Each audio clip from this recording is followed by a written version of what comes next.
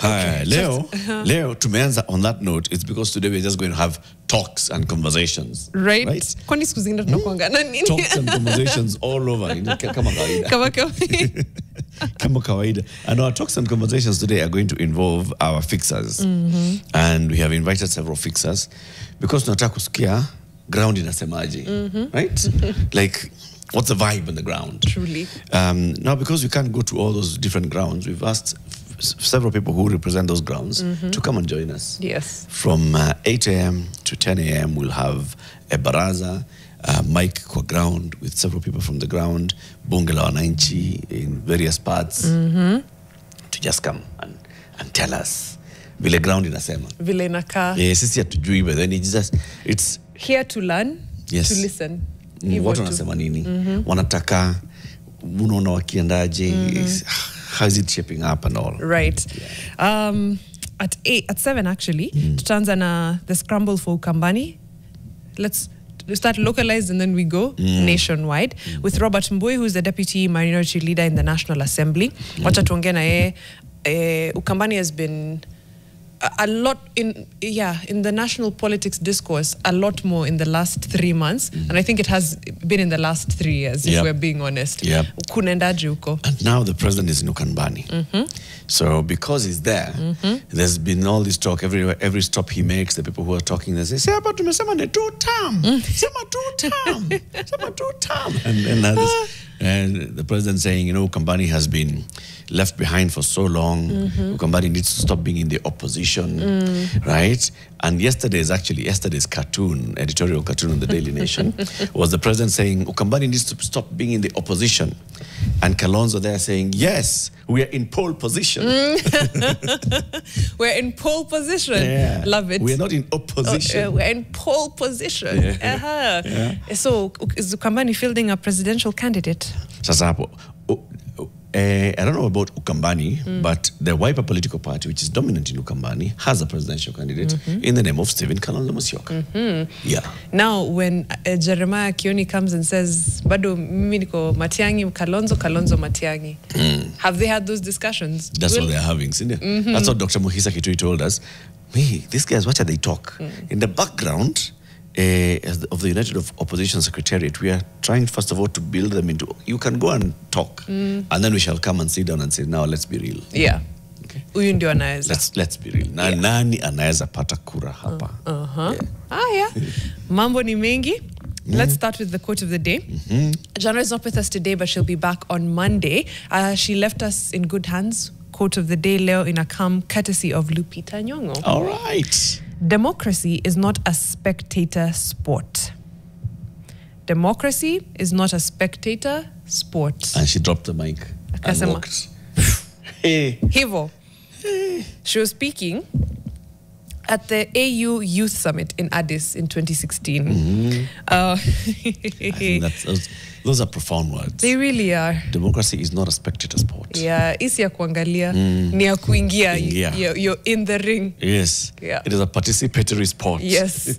What are other participatory sports, like literally and metaphorically? Because sijui ingine, I just know you either are a player or a spectator.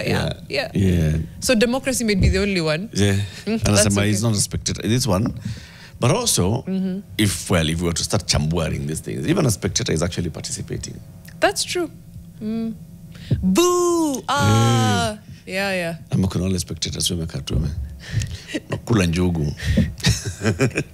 That's also participating. That's also participating. I feel like participating lazima you give, wave your hands, give them a sijui nini. I feel like that's more. That's more nini. Yeah. But we'll see what other sports are participatory. But democracy, for sure, I agree with Lupita. Iyo si ya kukaa kwa sidelines. Yeah. Lazima uingie ndani, lazima ukickball or remove card or whatever the sport dictates. Yeah. Whatever the sport dictates, you do it. And not just that, but if possible, uanze from the start of the game. Don't come join in the middle. Watu wamesha score. About utoke katikati. Mimi nimechoka. To go. Time for the papers. Only Friday. Yes. 1, 2, 3. Taifa Leo kwa habari na makala moto moto. Tang, tang. There we go. Ukurasa wa kwanza wa Taifa Leo hii leo Ijumaa, serikali kibogoyo. Mamia ya wajakazi wameuawa Uarabuni, wanaharakati wakiteswa Tanzania na Uganda, serikali ikijitia hamnazo. Viongozi wa kisiasa nchini wanajitokeza kama wasiojali usalama wa raia, huku wakisalia kimya, Wakenya wakiumia ugenini. Pia kumekuwa na vitisho kutoka kwa nchi jirani kuhusu masuala yanayoweza kuvuruga uhusiano mwema wa kidiplomasia. Rais wa Uganda Yoweri Museveni ndiye kiongozi wa hivi punde zaidi kudhalilisha Kenya na hata kutishia vita, huku serikali ikionekana kutochukulia swala hilo kwa uzito. That's what the Taifa Leo is saying. And we have a photo here of watetezi wa haki za binadamu Nicholas Oyoo na Bob Njagi ambao walizuiliwa na kuteswa nchini Uganda kwa siku 38 wakisimulia masaibu yao. Halafu pia hapa kuna picha ya mwanaharakati Boniface Mwangi akiwa ndani ya ambulansi katika uwanja wa ndege wa Wilson mnamo Mei 22 baada ya kuteswa nchini Tanzania. This is an editorial headline, Serikali kibogoyo.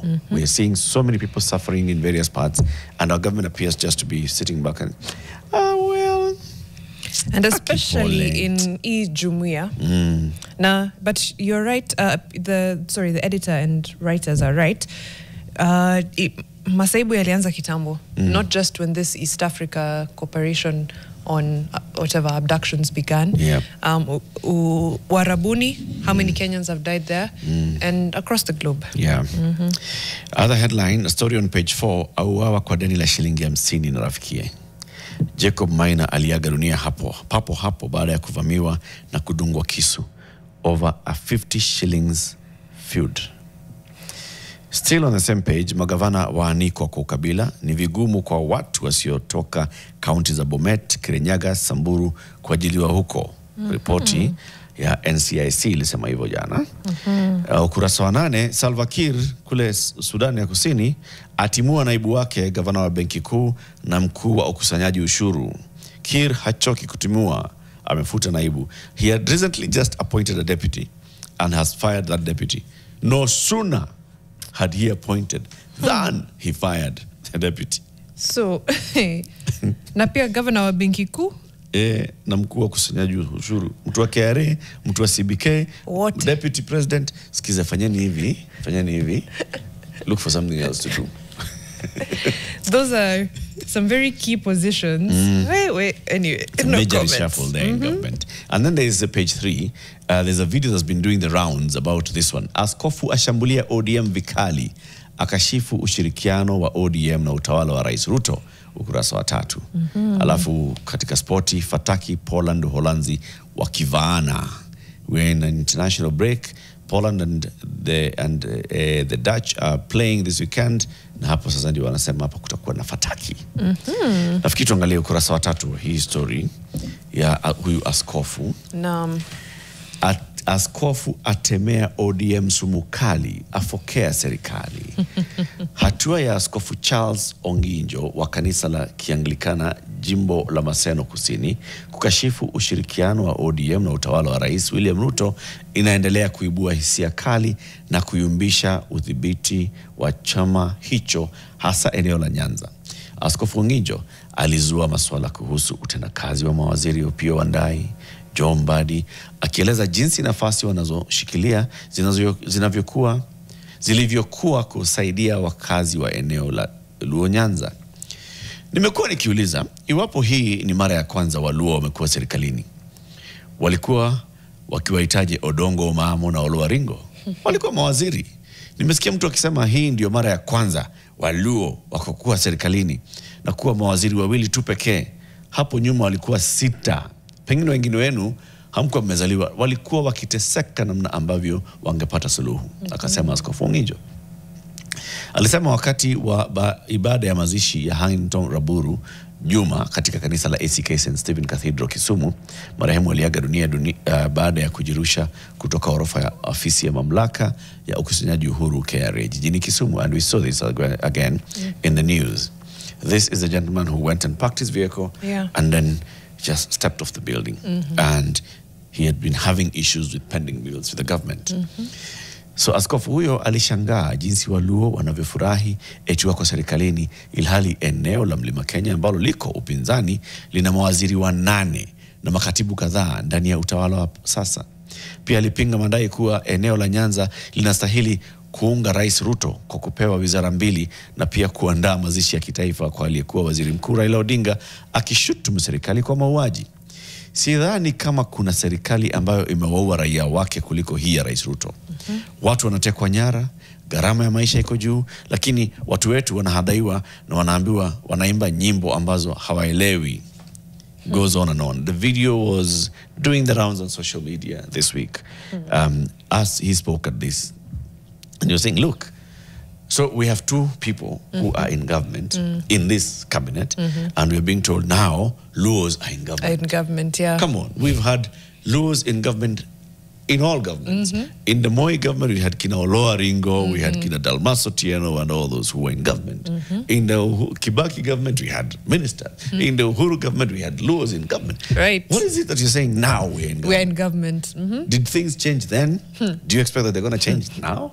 Really? You know what I'm wondering? Askofu Onginjo, alikuwa na kashifu ama is he bargaining low-key for on his behalf? Like, you want us to say we're in government vitimbili. You know, that could be interpreted as ongeza tatu, then we can say we're in government. You know, ongeza tatu amanne.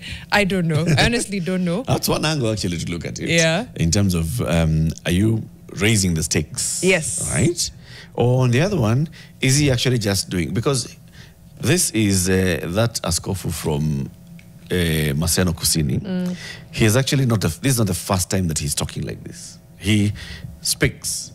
And when we say clergy don't speak, we should actually look at such. Clergy because speaks. Clergy actually do speak. And we'll be looking at the front page of the Daily Nation and see clergy actually do speak. Before you go to the other story, mbunge wa Homa Bay mjini, Peter Kaluma, aliwataka Waluo wasisikize maoni ya watu ambao wana nia ya kuwatoa katika serikali. You see? They want to get us out.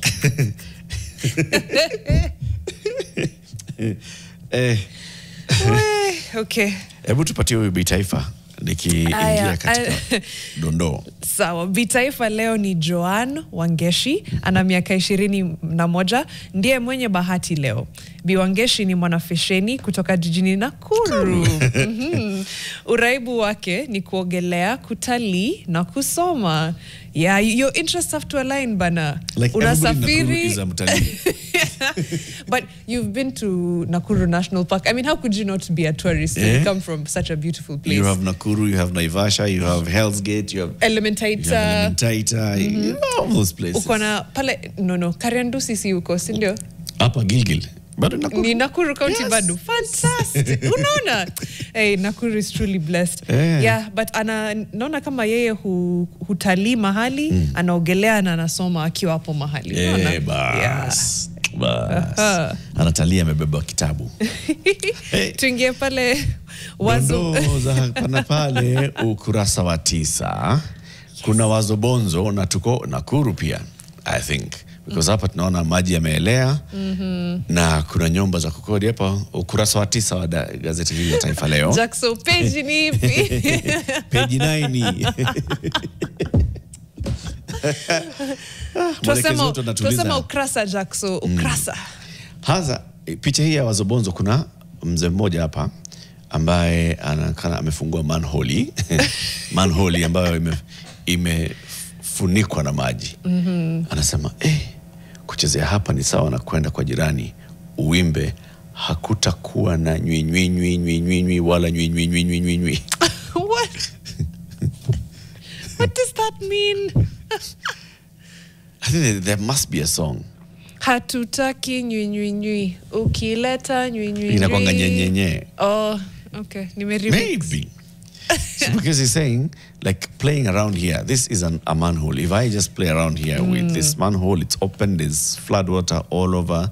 There are houses next to me. Playing around here is the same as going to your neighbor and singing, hakutakuwa na nywi nywi nywi nywi nywi wala nywi nywi nywi nywi nywi. Hey, Aya, tuwaze hilo bonzo.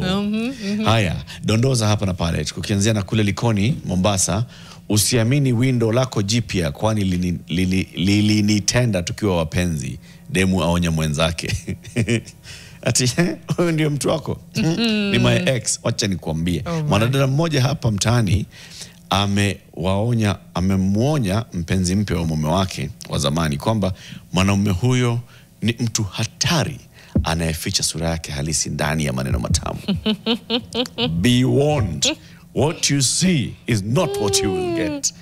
Be very careful. Very careful. But what's new about that? Anasema kwanza anakuvutia kwa zawadi na maneno ya upole, lakini ukishaingia ndani ya maisha yake utagundua ni mwenye wivu wa kupindukia, mlaghai na asiye na huruma. We alisema sio kila mwanaume anayetabasamu ni malaika. Hey, what did this man do to her? Hey. But good for her for giving the warning. Or maybe on the other hand, she is spoiling the ground for him. Hakuna mtu mwingine makubali. Umerudi. Fair. Nilikushow by the way. You won't find better than me. You won't find. Seme Kisumu, Polo akemea mume wa zamani wa mkewe kwa kupita karibu na kwake. Wow. Jamaa hapa alijipata pabaya baada ya kuzomewa vikali na Polo aliyemuoa mpenzi wake wa zamani. Inasemekana jamaa alipenda kupita karibu na boma alikoolewa kidosho. Hali hiyo ilimfanya mume wa kwanza kuanza kumshuku. Unapenda kupita hapa, unatafuta nini? Kwani hii tu ndio njia unayoweza kupitia ama unafikiria mke wangu atakurudia? Keep hanging around. Ukiachwa achika, my friend. Oh my gosh. Twende Sokole Malindi. Sokoke. Buda aliyevalisha paka mikufu na pete za dhahabu atengwa. Buda mmoja mtaani hapa amehepwa na marafiki baada ya kuvalisha paka wake mikufu ya dhahabu wakishuku kuwa anafuga majini.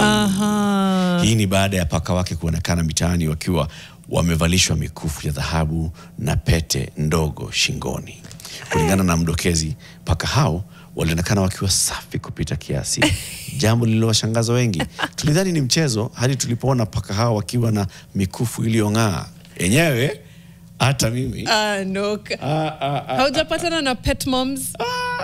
Pet moms?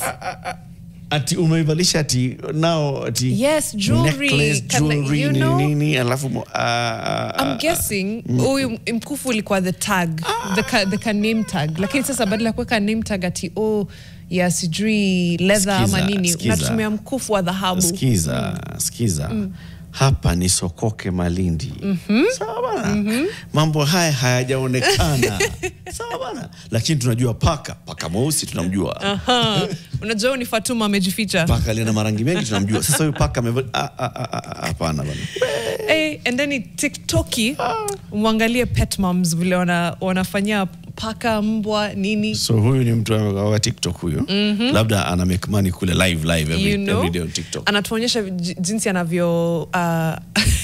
anavyomtunza huyo paka, anamuosha, anamblow dry yani nywele kauke, anampaka mafuta.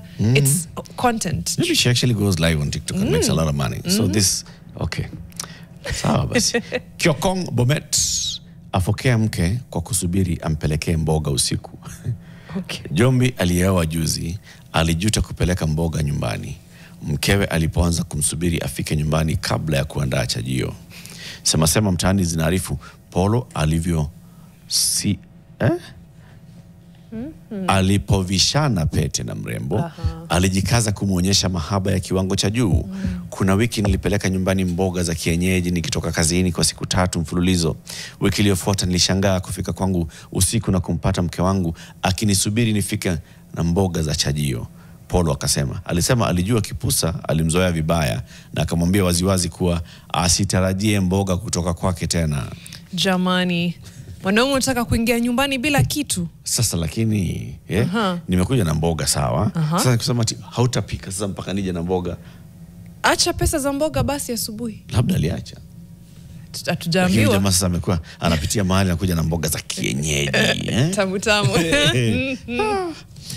Kule Lita Machakos afurushwa karamuni kwa kuropokwa ovyo. Kalameni mmoja wa hapa alipata aibu ya mwaka alipofurushwa karamuni kwa kuropokwa akiwa mlevi. Kulingana na mdokezi, jamaa huyo alikuwa amealikwa na rafikie kwenye karamu ya kusherekea siku ya kuzaliwa ya wanawe. Hata hivyo, jamaa huyo alipitia kwa mama Pima ambako alibugia mvinyo mpaka akalewa. Alifika kwa rafikia lakini akafukuzwa kwa kuropokwa maneno ya kukosa adabu mbele ya wageni waalikwa. Kuchoma in short. Hey. Alichoma. Nimekuja. Huyo lakini unajua huyo mtoto unajua akaangi kama anakaa kama chalo. Huyo anakaa kama chalo. Huyo mwingine wa kwanza, huyo mmefanana. Lakini huyo anakaa Aya, tumalizia na Kalubandika. Kalubandika today's Jackson, tafadhali ukurasa wa 9. Lazima watazamaji wajione Kalubandika ako pale kichakani anajituliza. I don't know a better word for that. He's relieving himself. Anajisaidia. Yes, he's relieving himself in the bush. And the trajectory of the P, for this is for our Nation FM listeners, because najua hamuoni, the trajectory of the P is going as normal. Alafu, there's a change in the wind. So the P ends up hitting Kalubandika's face. Kalubandika anasema, kumbe ningeangalia mwelekeo wa upepo kwanza. Salale. Kalubandika, pole bana, pole. Time for the break. Time for the break. Hey, hashtag is Fixing the Nation NTV. We'll be back after this, taking a look at the Business Daily and the Daily Nation. Of course, if you can get yourself a copy of these papers, yes. Na Taifa Leo uangalia Kalubandika just for your own amusement.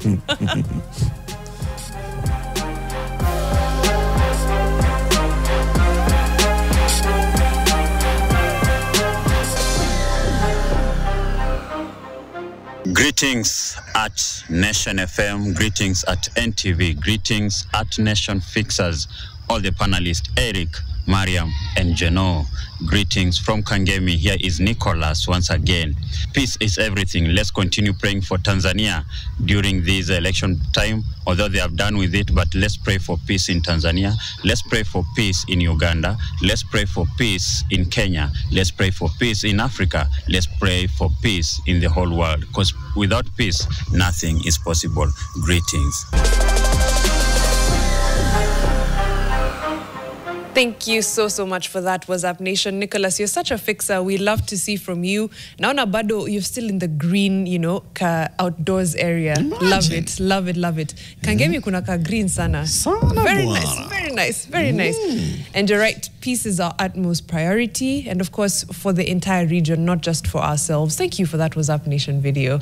Send yours to 0112 500 400, 0112 500 400. Weka simu flat. Hivo, kama vile Nicholas ameweka yake, utuambie what you're doing to fix the nation, what you wish could be done to fix the nation. Au sio, Eric? Kabisa. Yes. Mafixers wako ndani ya mtandao na TV na radio. Kuna mmoja hapa anaitwa James Asande ambaye naona amesikiza mambo ya wazobonzo hadi kwa mitandao ya kijamii pale, anasema tuko ndani ya wazobonzo. Anaitwa James Anyona Asande. Aya, wengine hapa ni Joshua Bora amesema good morning my fellow fixers. Mohawa Juma anasema good morning. Sir Charles, good morning team fixers. I hate when websites ask are you human? Like, no, I'm a dinosaur that forgot to die 100 million years ago. Psh. I wish all fabulous weekend ahead. Well, the bots are there and they're operating. So it's good that the websites ask if you're human. Although I do wonder, you think a bot is not smart? A bot would say no. No, I'm not human. I'm a bot. Like an X. Yeah. Kwanza nowadays with AI, a bot would identify tick all the boxes that have a traffic light. Yeah. Yes. A bot. So quickly. Yeah. It'll do it faster than you. Faster than a human. Maybe that's what the other now AI will also be able to. You are clicking too fast. It's AI versus AI. And then the other AI bot will know, I need to be slower. Oh my gosh, Eric. Wapelekane. Where are we heading? This is so scary. Okay. Hiya, Mama J. Good morning. Fix such a good interview yesterday on transgender people. Part of fixing the nation is building an understanding and empathetic society. Well done. Thank you very much. Yes, it was indeed an eye-opening conversation. Such as conversations as yesterday's are actually ones that I was telling somebody.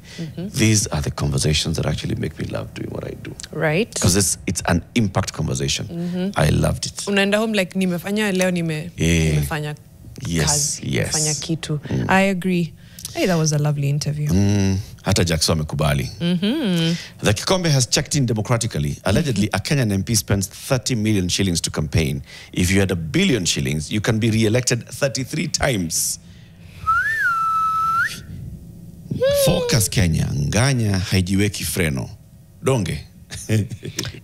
Nganya haijiweki freno. Freno ni kumaanisha? Oh. Donge.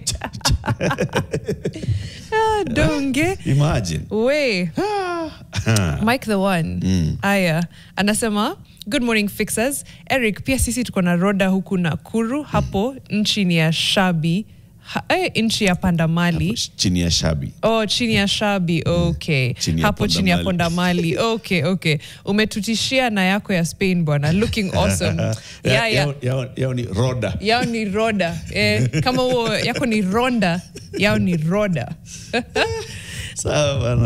Agri says, good morning, Eric. I like how you imitate our parliament, a toothless barking dog. But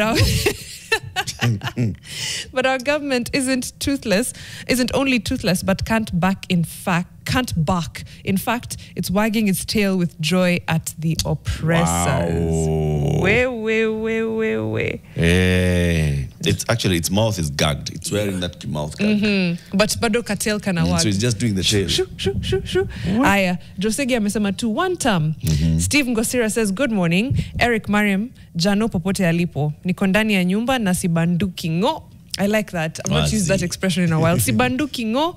Let's not forget our brothers and sisters in the neighboring countries. Let's not keep quiet about them. America TZZ, but yes, hapo pale Tanzania. Don Sabo is asking, do you need experts? In Kenya, we have for CS plus routers, including mourners. In Malawi, experts, we say, akatswiri. Mariam, it's now more than 12 months learning Malawi. Please say akatswiri. Atujafika 12 months. Please, Don. I know time is flying, but sawa. Akatswiri. Akatswiri is experts. Yes, experts. Yes. Finally, Staki Mapepe. Mwalimu Paul Maina anasema, good morning, Eric Mariam. That ACK bishop is an orator and a good storyteller like Kikombe. Sana. However, Kenyans forget very fast and will vote for clowns and jokers instead of serious leaders. Hey. And then we'll be asking, where is the church? Aki. The church is quiet. The church is quiet. The church is umesalimiwa na watu wa Facebook hapa. Patrick Mwange amekusalimia, Tony Mocho, Lawen Joe Kanana, Dennis Munanga, Brasha Kips, Rogers Rojo, Arnold Ernest Arigi, watching live from Barober City is Mbogi Tony Kajwang. Yeah. Asanteni kwa salamu, nimesalimika sana, tumesalimika sana. Let's get into the Business Daily very quickly. We'll take a look at a few of the headlines before we go to the Daily Nation and some of the stories that aired last night. SportPesa risks freeze in owner's fresh battle.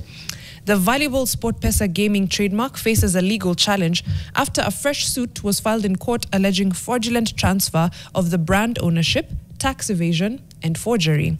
Businessman Paul Ndungo has asked the High Court to issue orders stopping Milestone Games, which is associated with former partners turned rivals, from using the SportPesa trademark, pending the determination of the matter. The Registrar of Trademarks has been dragged into the case for facilitating the alleged fraudulent transfer of two trademarks from Pevans East Africa to UK-based SportPesa Global Holdings for £100,000. That's 17.3 million shillings each. Mr. Ndungu, one of the shareholders of Pevans East Africa, has filed a suit at the Registrar of Trademarks, which has quasi-judicial powers, seeking to reverse the sale, citing fraud and forgery. We'll see how this develops. It's been going on. Yeah, this is a serious battle for ownership and control. Take a headlines very quickly. Kenya Pipeline is to set up oil spillage dams to avert disaster. Kenya Pipeline Company will set up dams to contain oil spills in a bid to avoid and avert tragic incidents that have in the past cost the firm billions of shillings. Also from an environmental perspective, right, the damage must be massive. That's good news. Coop Bank declares first interim dividend as a net profit hits 21 billion shillings. Yeah. Cooperative Bank of Kenya's shareholders are set for the first ever interim dividend of 1 shilling per share after the lender's net profit for the 9 months ended September rose 12.3% to 21.56 billion. Banks are eating good. Lending to government is nice, my guys. Vinono. In Intelligence, Leonie Jaindika Kisero, he says NSSF's investment in the Mau Summit toll road could redefine how Kenya's pension savings are harnessed for growth. Yep. Yeah. Yep. Naelewa, I understand pensions investing in things that make money so that naelewa. Nataka mtu explain vile Mau Summit is one of those. One of those things, yeah.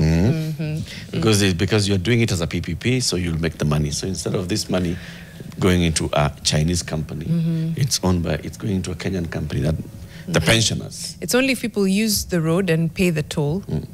What's your guarantee that people will use the road and pay the toll? Sasa hiyo ni nakwanga biashara is hakuna guarantee. Life Today has a story on Jerry Jomo, who is an insurer whose route to the top wasn't typical. She didn't go to university, went into insurance early, and had no idea what it was. But through referrals, she approached an organization, and that's how her journey in insurance started. She was earning 300 a day at the beginning of her career, and then to a small startup, and then went to UAP. Yani unaona tu mtu akiclimb the ladder. Rise. Now she's the CEO of Jubilee Health. Yeah. Lovely. Yeah. In fact, then also, now that we're talking about a CEO, there's a pullout in a special feature inside the Business Daily today, FKE Employer of the Year Awards 2025, which is looking at who are the best employers. And CPF Financial Services emerged as the overall winner, recognized for its outstanding leadership, people-centered culture, and sustainable business practices. Nice. CPF is the best employer. Coca-Cola Beverages Africa was first runner-up, and Kabrak University is the second runner-up. Ken Poly Manufacturers took the Corporate Performance Award, World Wildlife Fund for Nature and Liberty Life Heritage, taking first and second runner-up respectively, and so on and so forth. So you can get the Business Daily, look at that pull-out that looks at the employers, and it's looking at what is it that made them stand out in these awards. So we get Daily Nation? Yes. Kwenye Daily Nation, the front page here, today's Daily Nation is thick. It's Friday, yeah. Friday's Daily Nation is usually thick. Bishops fix schools crisis, hospital woes. And we have a photo here of Catholic bishops. And it says the Catholic bishops yesterday gave President William Ruto's government a pat on the back for what it's doing right, including the stable shilling and new roads, but also took stock of issues that are still problematic, such as rampant corruption and the hurried cybercrimes law. In the scorecard here, no, let's start with the photo. Who's in the photo? The Kenya Conference of Catholic Bishops Vice Chairman, the Most Reverend Anthony Muheria, addressing a media briefing at the Donham Day Spirituality Center in Karen yesterday, where the bishops outlined the success and failures of the Kenya Con's administration.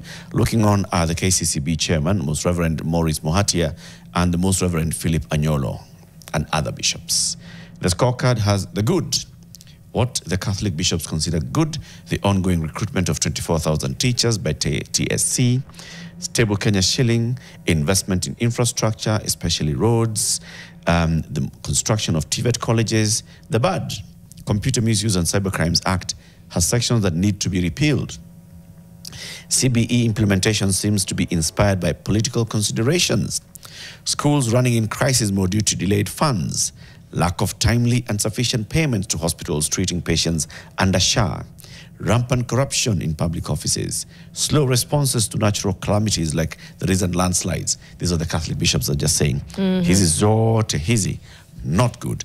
Before I tell you what is on the other stories of the Daily Nation, let's listen to the Most Reverend Philip Anyolo, the Catholic Archbishop of Nairobi Diocese, when he was speaking on this. The same can be expressed about the religious organization bill. While certain legislation is necessary to govern, government should never be seen as attempting to regulate religion. Yeah. Okay. Just the other day, no, it was yesterday actually, when we had the news from the cabinet that the cabinet has approved the opening of an embassy in the Vatican. Yes, yes. And people said, Muheria. It was yesterday. Yes. Yeye ndio amesema sasa mbona mnaingia biashara yetu. So the opening of the embassy in the Vatican was, that was a diplomatic move, but I don't know, seems to be an expensive one. And the people in the comments was like, somebody in the comments said, that these ones they're trying to woo Archbishop Muheria specifically. It was very specific. Here is Archbishop Muheria reading another scorecard. Remember the last time that the Catholic bishops did this, there was a response from almost each ministry doing its own statement about what it's doing. And the president himself coming out to speak. And the president's spokespersons coming out to speak to respond to the Catholic bishops. You know what? Good job to the Catholic Church, to Archbishop Muheria, Anyolo, Muhatia, and all the others.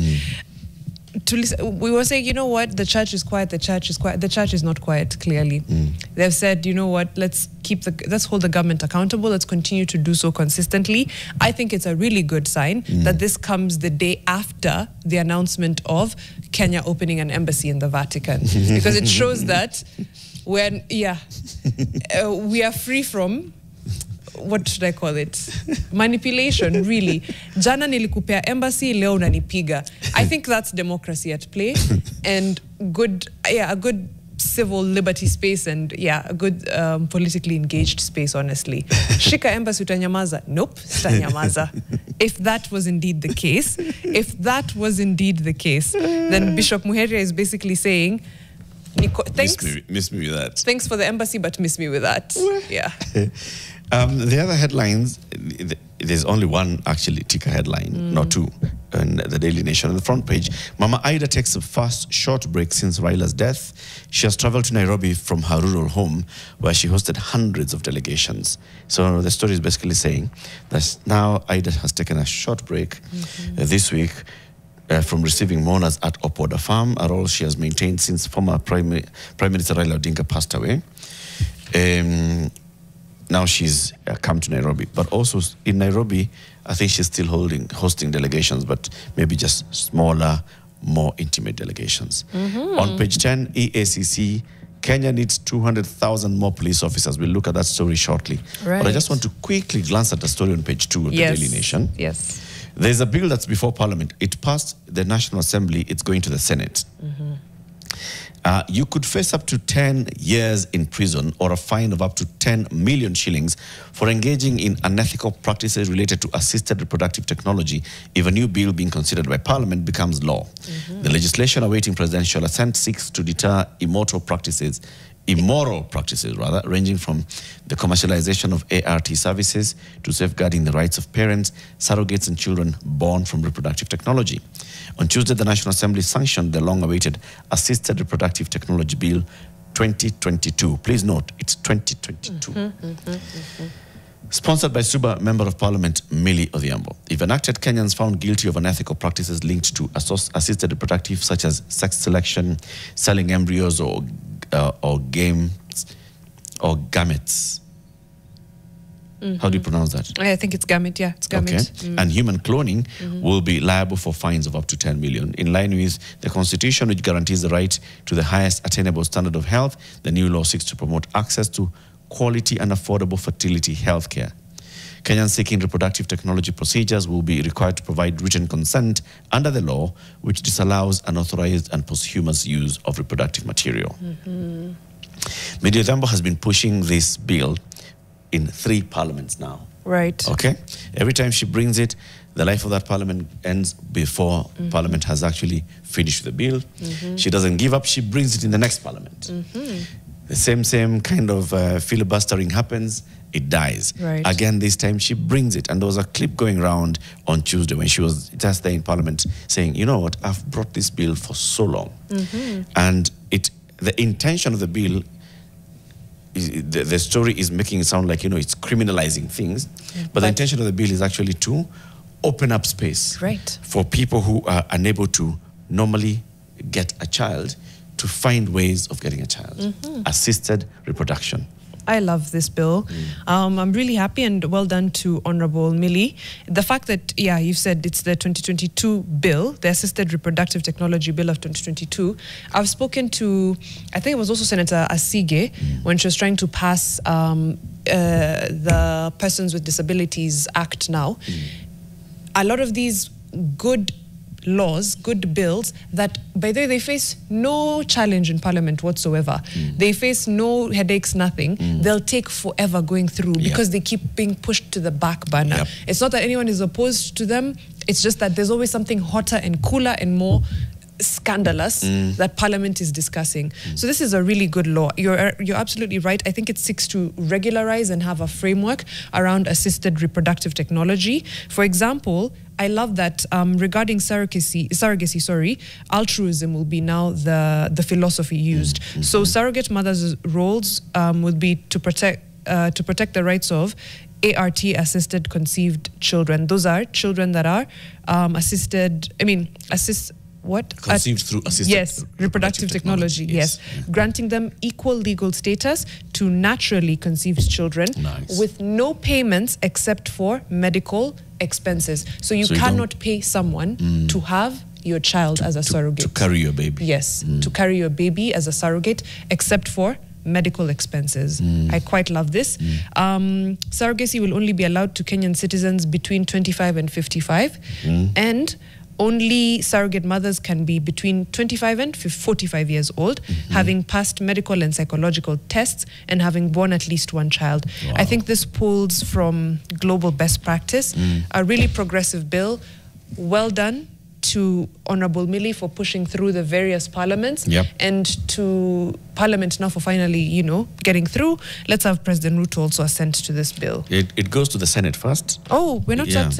okay. No, so it has to go to the Senate, then the Senate will consider it. And in fact, I remember watching Millie on Tuesday when she was saying, this thing will go to the Senate will have some debate, they may bring in some issues that we may disagree with, we may end up going for mediation, but please, I hope that we'll be able to deal with this and take this bill to the president before the life of this parliament ends. And I really hope so. I hope the Senate also prioritizes it. Yeah. And processes it in time. If it goes to mediation, that there is time for mediation and there is time for it to be assented to.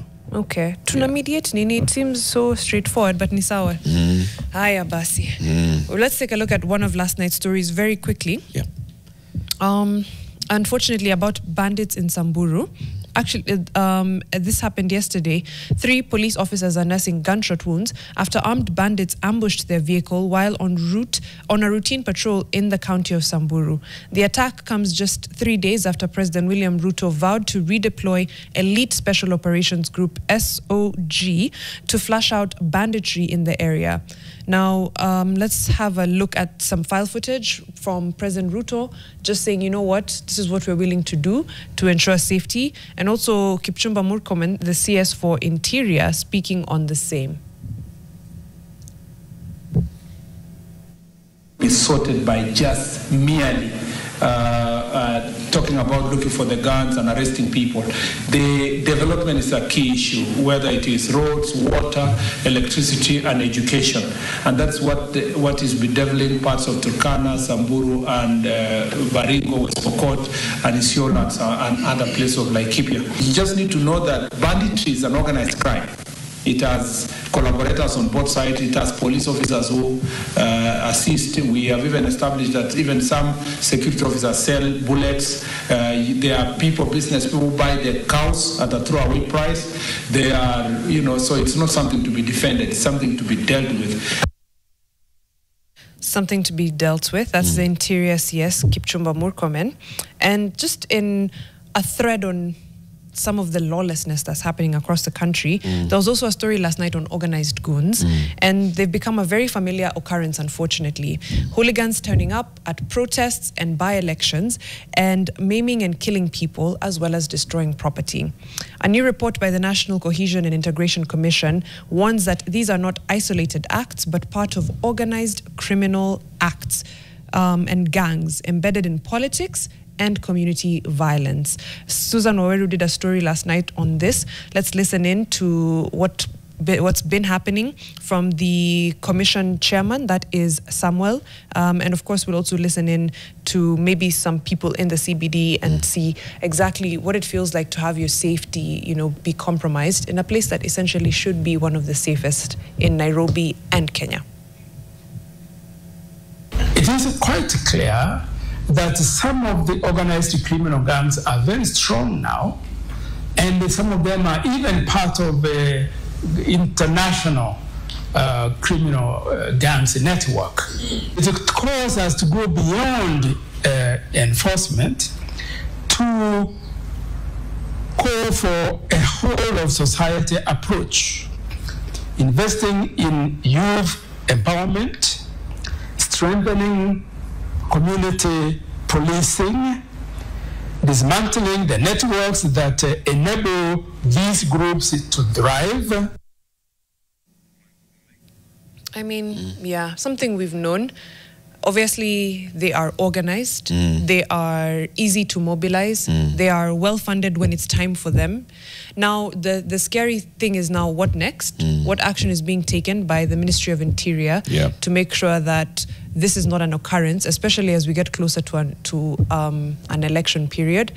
We've seen the political class basically, taking advantage, because let's be honest, it's the political class that do arm and fund them. So then what next? What's the fix here? And they will turn against that same political class. It's only a matter of time. But for our safety, I would really hope that something happens as far as dealing with these organized goons really quickly. Depoliticization of our public service is something we must think and talk about, because our public service includes the security sector, the police. If we depoliticize the police, then the police would be able to effectively crack down on such gangs that are being organized by politicians. You'll arrest the politicians, cut out the head. You'll go to the restive north. You'll deal with the criminals that you're now calling bandits. These are just criminals, criminal elements. Anyway, they are. Yeah, let's go to a break. Robert Mbui, the Deputy Minority Leader in the National Assembly and the MP for Kathiani constituency, will join us next. The President has been in Ukambani going into this weekend, so it's the scramble for Ukambani. Let's talk to the Wiper MP shortly.